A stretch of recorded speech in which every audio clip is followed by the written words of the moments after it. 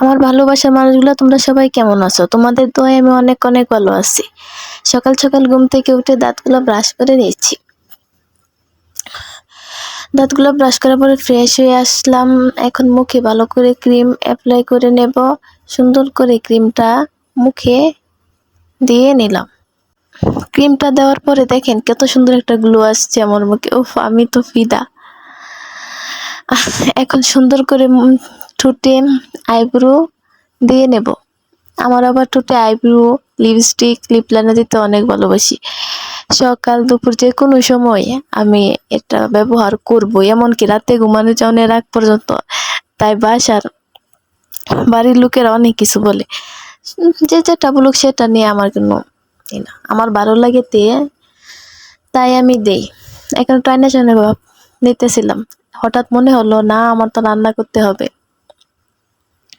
এখন ভালোভাবে চালগুলো ধুয়ে নিচ্ছি। ভালো করে ধোয়ার পর চুলায় আগে বসিয়ে দিয়ে আসলাম, তারপর কাটা বাছা করে নিলাম।